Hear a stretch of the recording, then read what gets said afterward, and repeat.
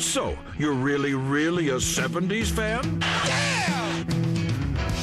Okay, Superfly, here's some more stuff for you. I am strong. I am invincible. You are a woman. It's I Love the 70s Volume 2. My God! And this is 1972 again. Nerf football. Whoever made this, they right behind whoever made Jell-O. The flicks. I Don Quixote. The fads. Because America was clamoring for slower air travel.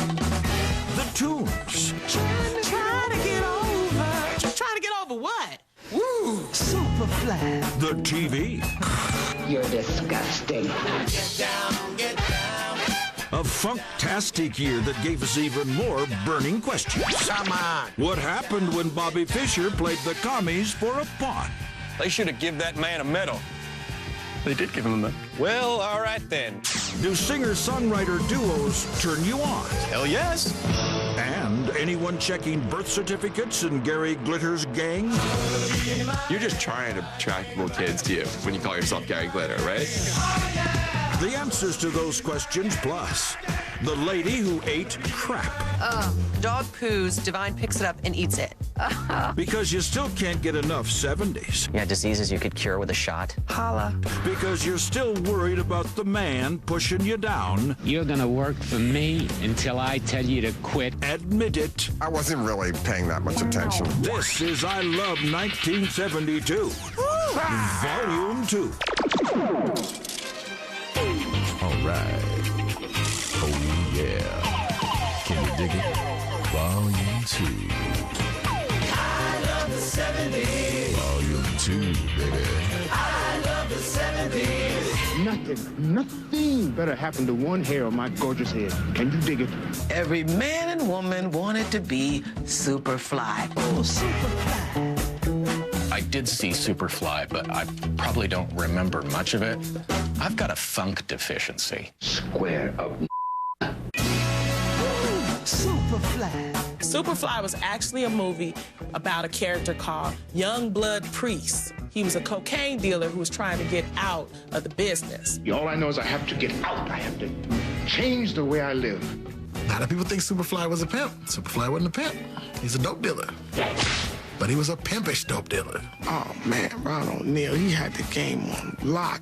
I mean, he had the sideburns. He had his hair going back. He was driving the cars. He was fighting. He was getting money. He was Superfly.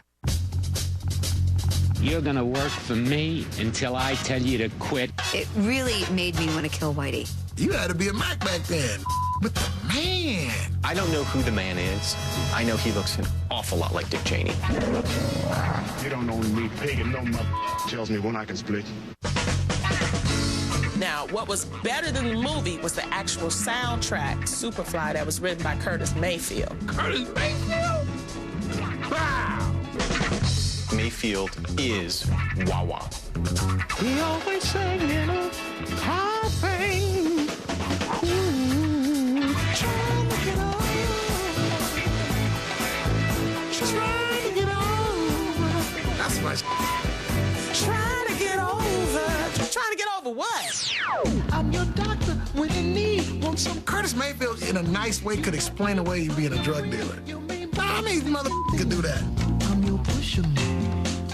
Curtis Mayfield really captured the essence of that movie, the essence of that time. When you listen to that music, it takes you right back to that time.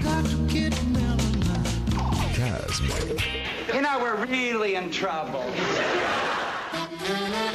Paul Lynde was a big hero of mine. Paul Lynde was famous for, well, Hollywood Squares and any other game show that would have him. Paul Lynde was a riot on Hollywood Squares. Aren't you glad? He used dial. If I'm an executive, I'm going, we got to get that guy his own show. He's hilarious. I do remember the Paul Lynde show. He was kind of like, you know, sarcastic. He had this kind of waggle and it was kind of like, no, you don't. Oh, Paul Lynde. He was always running out of air when he was speaking. You stole that from under my nose. And straight. What? Probably somebody said, well, we should give Paul his own show, but we don't want people to think he's gay. So we'll make him a dad. He played a concerned father, but by that point, what year was that, in the 70s?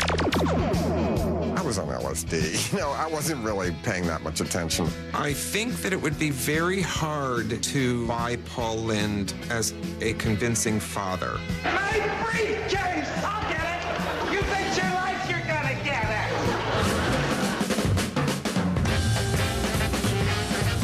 Women loved him, which I always found really fascinating. Oh, terrific. He brought out the inner fag-hag gene that women have. Martha, sex is not for housewives. I mean, Paul Lynde, unfortunately, ahead of his time. Today, no problem. Gay dad, daughter, that's a great show with Paul Lynde. You know? That's Will and Grace without that annoying Grace. You're disgusting. I love 72. And now, Bruce Lee, Evel Knievel in Stunt Food. Last night, police were called in to stop a break-in at the Democratic National Committee headquarters, located in the office complex of the Watergate building.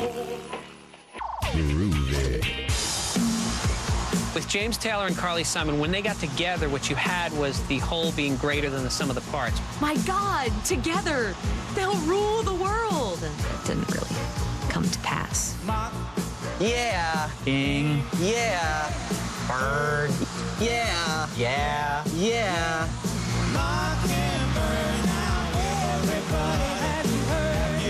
When they sang Mockingbird together, and I remember it specifically because they had to put me on a suicide watch for about 48 hours. Man, that was bad. I mean, I know they're cool and everything, but for me, I don't think, like, what a sizzling couple.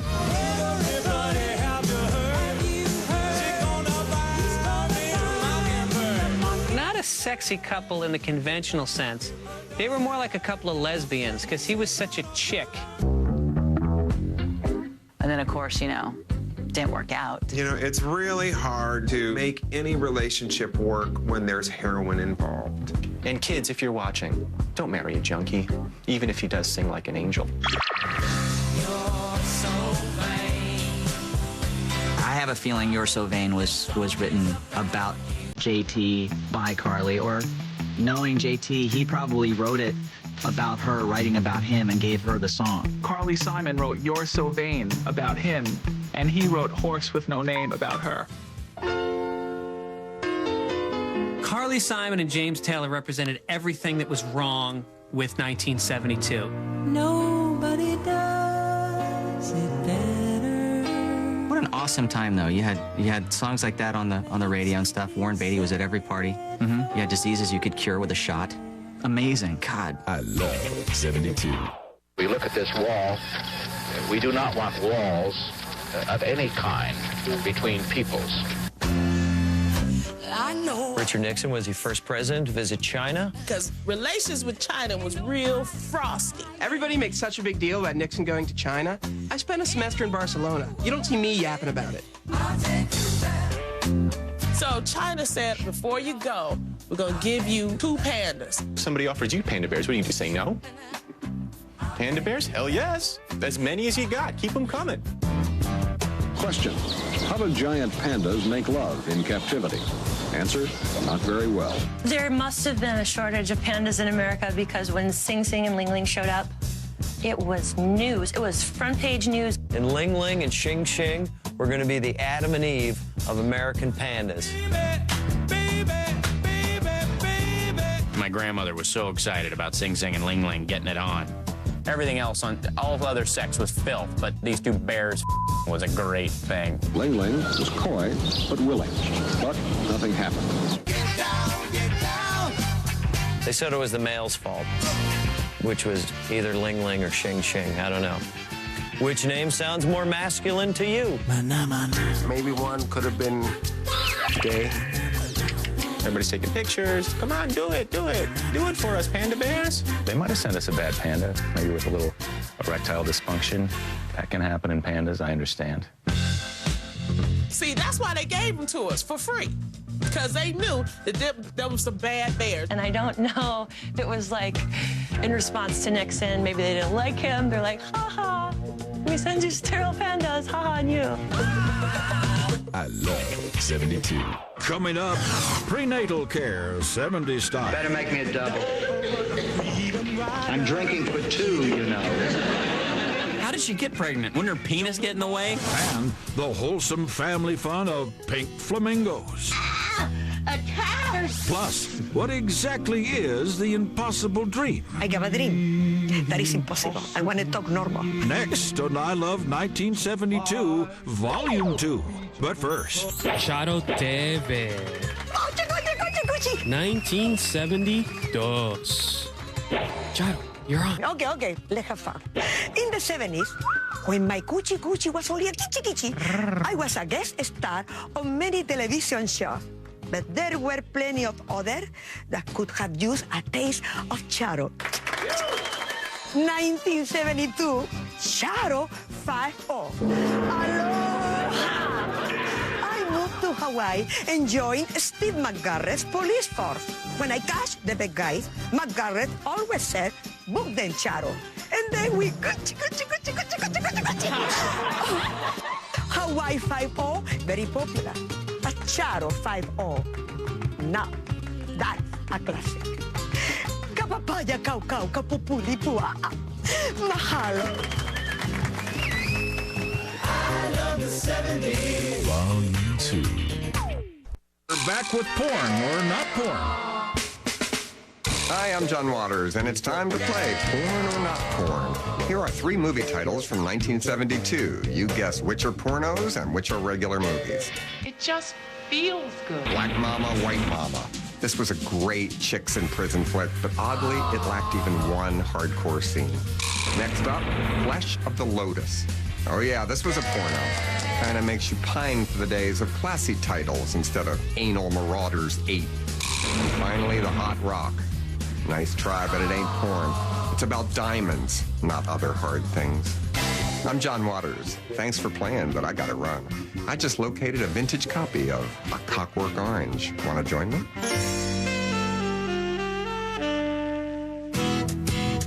Pink Flamingos is a bit like The Sound of Music. There's so many wonderful, heartwarming scenes. Ah, a turd!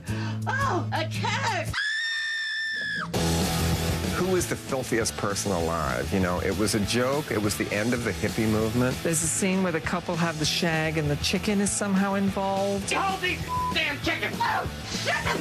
God! I wrote that whole movie on marijuana.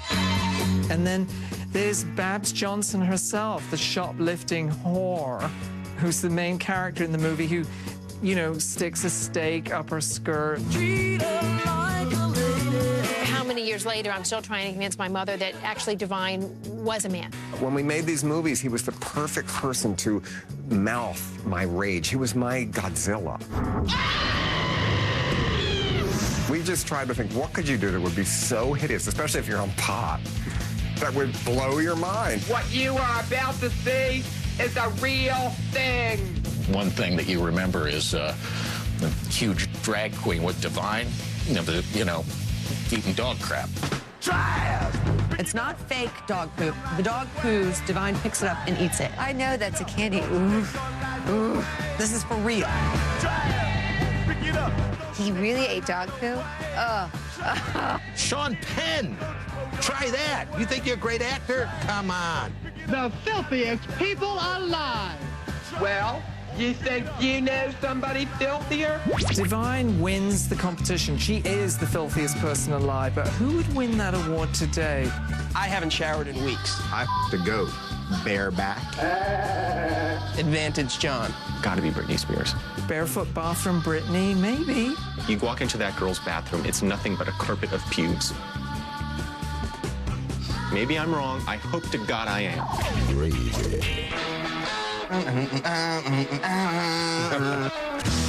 Loved Alice Cooper. That was a killer Absolutely. rock band. Yeah.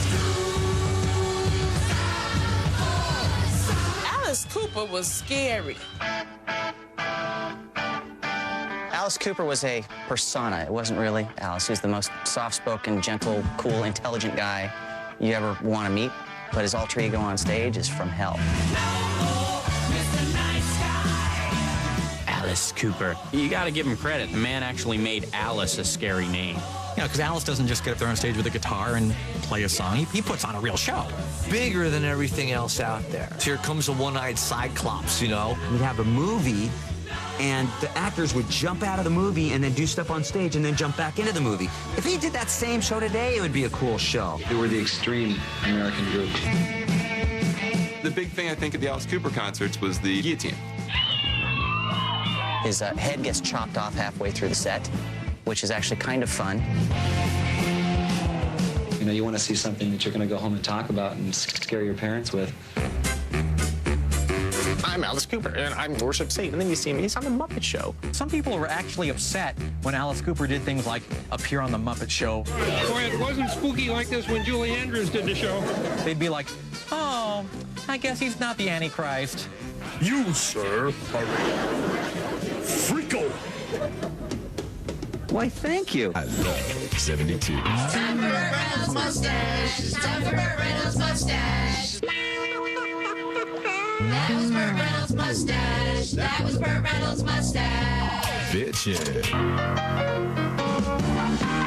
Before she was a Golden Girl, B. Arthur was Maude. The thing about her theme song is it explained what the whole show was going to be about. And Maude was going to just liberate herself. And then there's more. And then there's that uncompromising, enterprising, anything but tranquilizing. Right on. Maude was a spin-off on All in the Family. Well, Maude was Edith Bunker's cousin. She just went over to her own house and started making all sorts of noise. I hope you didn't have any trouble finding us. Oh, no, ma'am. I heard you all the way from the bus stop. Maude was a really heinous and unattractive symbol of the feminist movement. You have no right to criticize my one feature that isn't perfect. Maude looked more like a man than her husband did. So Macy played her husband. Like all husbands married to that kind of a woman, they were a little bit on the henpecked side. Walter, there's a thin line between love and hate. And you're erasing it. She's a lady. It was obviously who was wearing the pants literally in that family. If you don't want my daughter or my only grandchild living here with us, just tell me.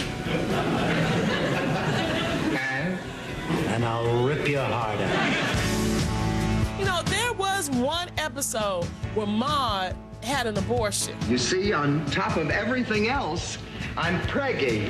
How did she get pregnant? Wouldn't her penis get in the way? How did it happen? It's magic. The daughter could have got pregnant. You know, I understand that because she got a young, but come on, Maude. You're 80. Better make me a double. I'm drinking for two, you know. She'd be like, I don't need no dang doctor. I'm bored. Get it out. God will get you for that one. 72. Coming up, Nerf football. Refuge for wussies. Nerf was the beginning of the soft, chubby, weak-minded child. This is for nerds. And Gary Glitter, the name kids just love. It's like calling yourself like Uncle Bozo. I'm Gary Glitter. Sit on my lap. Plus, Bobby Fischer sticks his queen right up Russia's keister. It was just a big f*** you to the USSR. Next on I Love 1972, Volume 2. But first, songs to make whoopee to. Hi there, I'm Bob Eubanks. You know, everyone loves to make whoopee. That's why I've compiled this great new album, Eubanks, Songs to Make Whoopee To. This double LP has all the classics, such as The Balcony of Studio 54, Your Love is Like a Nuclear War, Bang a Gong, Girl, Let's Make a Baby. You need some leisure suit lovin'. If loving you is wrong, I don't want to be right.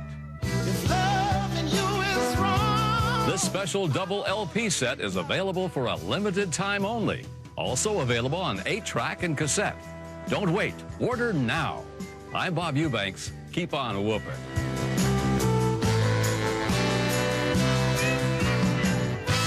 Again, and now, 1972. Hi, I'm Allison Arngrim. 30 years ago, I played Nellie Olson, that little blonde bully on Little House on the Prairie. That's right. 3 decades ago. Luckily, time's been good to me. Makeup. Let's take a look at what the last 30 years have done to these people. Sally Struthers and Rob Reiner, then and now. Burt Reynolds, then and now. David Cassidy, then and now. Hope you didn't judge too harshly. Remember, half pints. Someday you'll be 3 decades older. Volume 2, baby. Get a real grip on your game with a Nerf football. All right, from this car to that tree. That's the field. Go long. Sidewalks out of bounds. Let's go on 3. Who didn't have a Nerf football? Everyone had a Nerf football. It was the greatest. I had one, loved it. It was squishy. Nerf. The grippable, throwable, catchable Nerf football. It brought you closer to being like a NFL dude. For a while, I honestly thought that I might become a kicker in the NFL because I could kick a Nerf football so far. This is like football for remedial kids or something like that. Nerf was the beginning of the soft, chubby, weak-minded child. Ow! It makes them all ouchy when you catch a football, but not this. This is for nerds. Just remember, we would soak it, and it would weigh so much. It was no longer a Nerf football. It was like this big, wet sponge, but you still play, and you get hit and just splatter, just dirt spots all over you. It was a great game. It's a perfectly named item. What is Nerf? Is it styrofoam? There could be monkey ass in this thing. Whoever made this, they right behind whoever made Jell-O. It's made out of the same stuff that Twinkies is, so you can eat it. Nerf football from Parker Brothers. Smoking. Miami Dolphins, Miami Dolphins, Miami Dolphins. I grew up in Miami, and the most important thing when I was growing up was having a very teensy-tiny bikini and loving the Miami Dolphins. 1972 Miami Dolphins, the only undefeated team ever in NFL history. Oh, man. Perfect season. The guys were incredible. Just their names, spectacular. Mercury Morris, he was cool. I just thought that was a cool name. Bob Greasy's quarterback. He had this like hair that was like almost like a comb over. Larry Zonka. He was kind of the rough and tough, you know, running back. Zonka. No east and west with Larry Zonka. It was north and south. Just straight ahead, get out of my way. Don Shula was worshipped. Don Shula, the original Jaw. And a bunch of no-name defender guys. Which featured... Exactly. And the best moment of the Miami Dolphins' perfect season was the silliest, most imperfect play in football history. Garo Yepremian, their kicker, is lining up to kick a field goal. It gets blocked. Running with the football, thinking of passing, which is the dumbest thing he could possibly think of doing. He kind of throws it, but he misses. Whiffs. The ball pops up in the air. Batted it up. A Washington Redskin catches it and returns it for a touchdown. Damn! And that's the most memorable moment from their season, is their most imperfect moment in a perfect season. The only undefeated team ever in NFL history. This is the Vince Lombardi Trophy for the winner of the Super Bowl. I love 72. Goodyear blimp debuted in 1972 because America was clamoring for slower air travel. Yo, when I first saw the blimp, I got scared. I thought it was a spaceship. And I always used to see the string. And I said, man, if it came close enough to my roof, I catch that and say it's mine. Blimp! Where? Right there. We could go inside, have lunch, it'd still be right there. It's a blimp. Sky rockets in flight. Afternoon delight. Clearly, I think we all know what the blimp was modeled after. Didn't really bode well for any of the heavy kids in school, right? We started calling them the Goodyear blimp. The Goodyear blimp was all about fuel-efficient transportation. I mean, see, you have people down here, and you only need this to carry them. Did we not learn anything from a little thing called the Hindenburg disaster?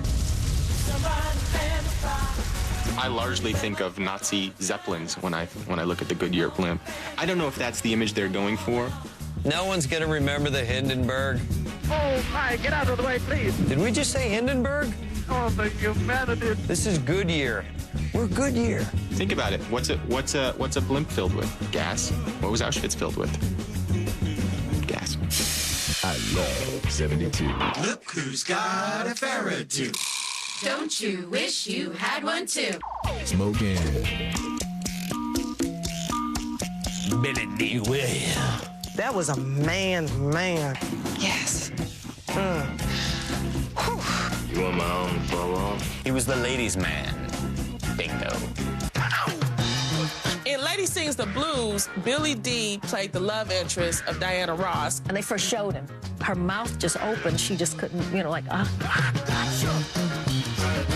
Oh, girlfriend, he was fine.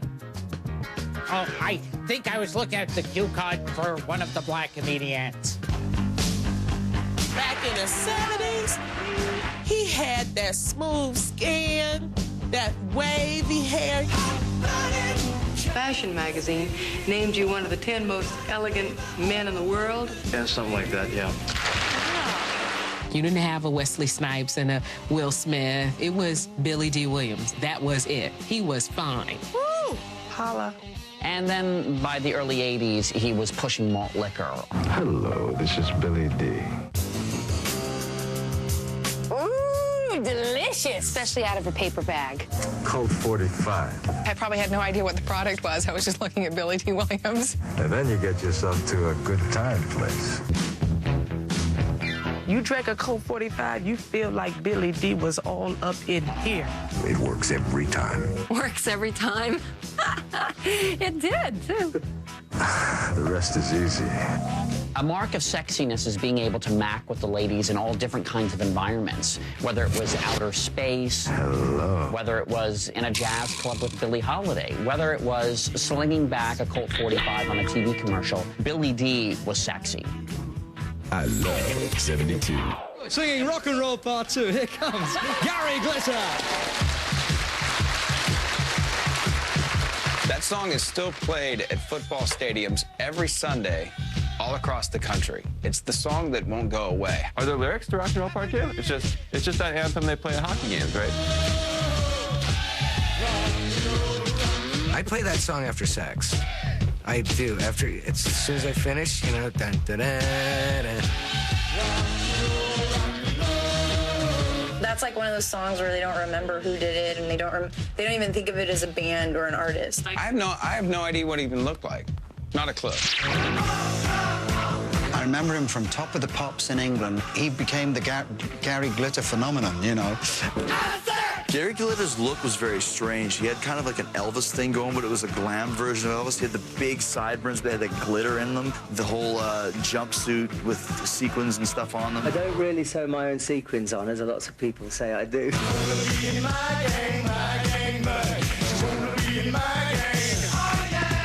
All the guys in the band were hot, but Gary Glitter wasn't really so hot. He was more like really tan and leathery and kind of more like your dad. Paul Lynde got busted for child porn years after he was Gary Glitter.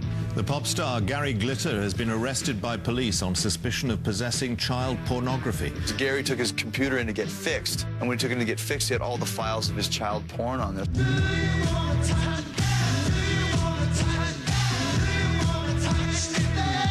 It was like the least shocking day of news. It was like, Gary Glitter has been accused of touching a child.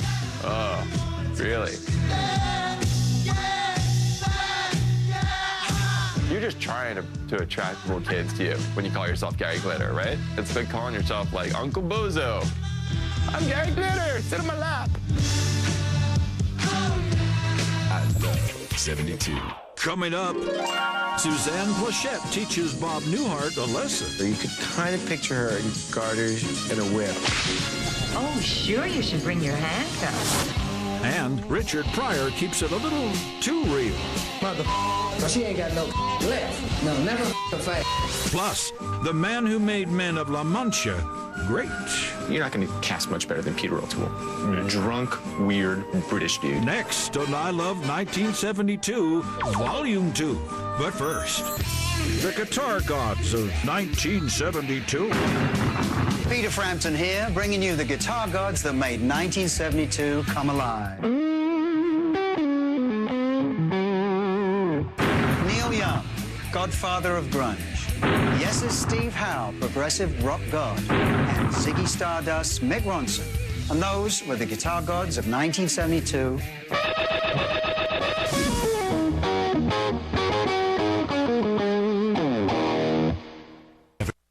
The survivors of 1972. Hi, I'm Gloria Gaynor, and when I first sang I Will Survive, you better believe I meant it. I survived roller derbies, weeble wobbles, and even hot pants, but I wasn't the only one. Here are the survivors of 1972. Bette Miller survived the bathhouses. Shirley Chisholm survived Congress. And Carly Simon survived that vain guy, and he probably thought this was about him.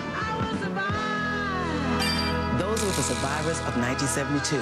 Now go, walk out the door. I love the 70s. Volume 2. I'm on top of the world. I am strong. I am invincible. You are a woman. I love the Bob Newhart show.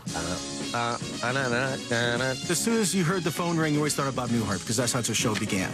Hello? Bob Newhart is the master of being on the telephone and making you believe that there is someone on the other end of that telephone. Do you have an aunt, Emily? You have a niece, Emily? How old are you, Chester? You have a very high-pitched voice for a man your age. That was one of the best parts of the show, sort of figuring out by his answer what the person had just said to him. Just tell her her husband called and that he misses her very much. Well, if you think that's too mushy, put it in your own words. I wanted to become a shrink when I saw Bob Newhart, because I thought he had a great life, he had a great-looking wife. I just never went for those big, good-looking guys like Stan. That's why I married you. Suzanne Plachette is a sex kitten. She was sassy, kind of a tough taskmaster. You could kind of picture her in garters and a whip. Oh, sure, you should bring your handcuffs. Bill Daly played the goofy neighbor, the comic relief, the Costello to Newhart's Abbott. Bob, baby, I painted an air pocket. First thing that happened, he went up and down all over the place. He was kind of a Kramer who would bust in the door, sort of, and need something from Bob and Suzanne. No, it slowed down. Bob!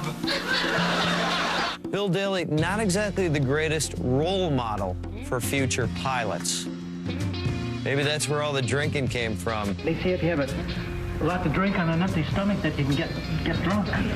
I don't believe that's true. When I was in college, the big drinking game was Hi, Bob. Hi, Bob. So you'd watch a Bob Newhart episode, and anytime somebody said Hi, Bob, you'd have to do a shot or drink from your beer. Hi, Bob. Hi, Bob. But in college, even when they didn't say, hey, Bob, they'd take a swig. That's the way these college games are. Oh, the show's not even on today. Good. Give me another swig of that one. 72. I'm very happy to be on film and the live audience. I had to save my allowance up to go get Richard Pryor's albums. People would take a Richard Pryor album, have a party, and just put the album on. And just sit there and just laugh all day. The title of the album is That Crazy. See, now you can just say that and talk. Yeah, well, if look, I said that, would you get mad? I'd punch you out. Live and Smoking, which is one of the greatest comedy movies. I'm really nervous because I ain't had no cocaine all day.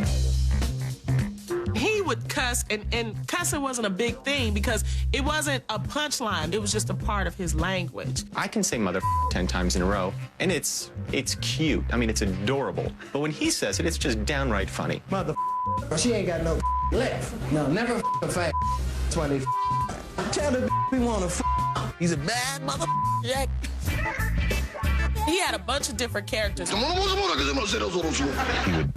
get into the wino character. That's why I'm in the position I'm in today. Or the drug character. I'm directing traffic, baby. And there were no taboos with Rich. There was nothing he wouldn't talk about and make funny. Hello, little boy. Your mother home? I like a... His mother was a prostitute. I mean, how can't you be funny being raised by a whore? Come on. He talked about the difference between black people and white people. Burlesque girls always use Tampax, and the use Kotex. Because we bleed a lot, because we're so real. I don't think we had seen anything like it up to that point. And I don't know if we ever will. He was a comedian's comedian. If you were a comedian, that's who you went to see, to learn how to do what you wanted to do. If there was a Mount Rushmore of comedians, Richard Pryor was front and center. I was a Negro for 23 years. I gave that up, no room for advancement. I love 72. Now let's see what Don cooked for Liza. Liza Minnelli Linguini with a glass of Cabaret. It's saucy. News break.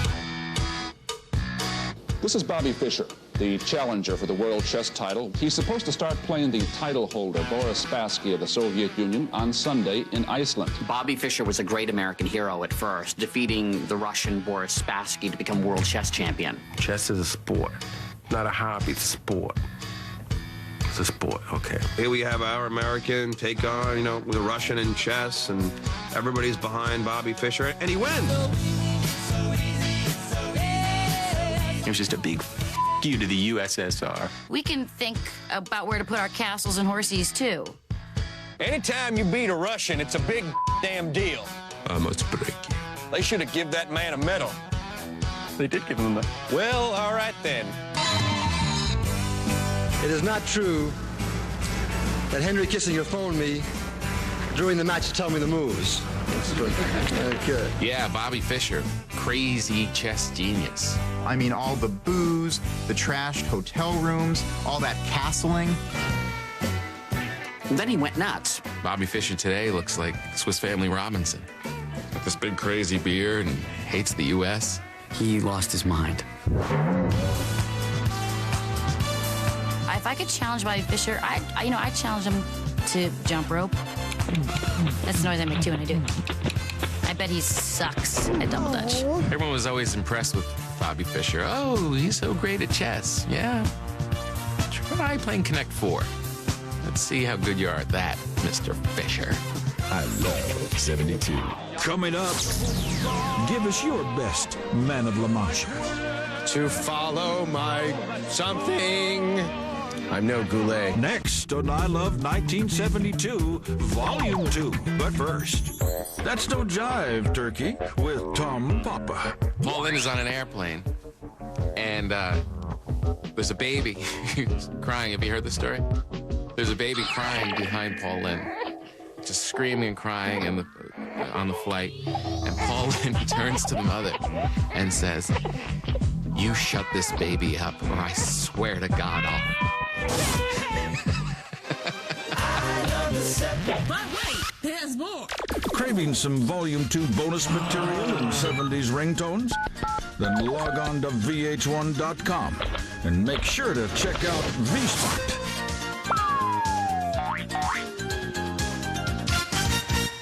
Hey, I'm not a Brady. Hi, I'm Christopher Knight. Some of you know me as Peter Brady, but indeed, I'm Christopher Knight. You see, I'm real. Peter is fake. My younger brother on the show, Bobby Brady, is fake, but Mike Lookinland is real. Don't believe me? Bobby Brady was once appointed hall monitor. Mike Lookinland now works as a cameraman in Hollywood. Bobby Brady was the only Brady kid to have an on-screen kiss. Mike Lookinland has 2 sons, and that takes a lot more than just a kiss. See, Mike's not Bobby, and I'm still not Peter. So if you see me on the street, don't ask me if my voice has changed yet. A simple hi, Chris, will be just fine.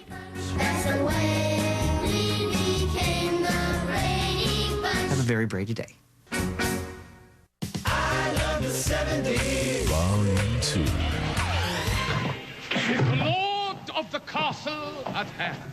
Man of La Mancha is actually, it's like 2 parallel stories. Miguel de Cervantes, the guy that wrote the men of La Mancha. He gets thrown in prison, and in order to keep from getting killed by the prisoners, he starts telling them stories about this character that he's written. Don Quixote de la Mancha.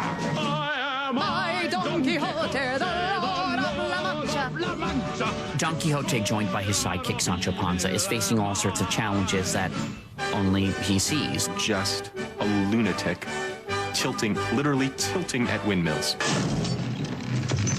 Hell has not seen nor heaven created the one who can prevail against me. Peter O'Toole was perfect because he was drunk the whole movie. You're not going to cast much better than Peter O'Toole in that role. Drunk, weird British dude. Crazy guy, fighting for what's right, falls in love with a whore. Sweet lady. Fair virgin. Sophia Loren, good God, what a body. Stunning, beautiful. She had some hot cans. Don Quixote sings the song Dulcinea to her. Dulcinea, Dulcinea. I'm a sucker for Dulcinea. Dulcinea. Dulcinea. Sophia Loren was perfect for Dulcinea, you know, the bigger maraca. The maracas of Sophia Loren was bigger than the windmills. Impossible Dream is a very powerful song. The dream, the impossible dream. To fight the unbeatable foe. I'll sell it. To dream the impossible dream. I have a dream that is impossible. I want to talk normal. I would like to be an astronaut. It is never going to happen. I fancied myself a benevolent king. That's my impossible dream. This is my quest. To follow my something. I'm no Goulet. The unreachable star.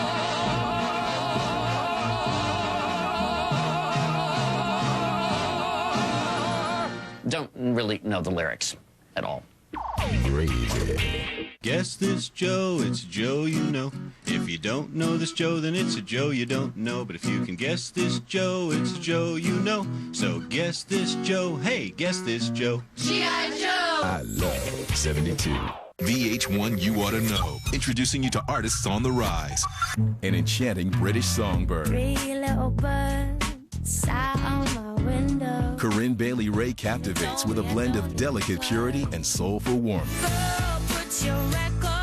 It's about finding your identity in music. VH1 presents Corinne Bailey Rae. I think music's really powerful for that. It can find you a little world. You can make your own world. For more on Corinne Bailey Rae and other You Ought to Know artists, go to VH1.com.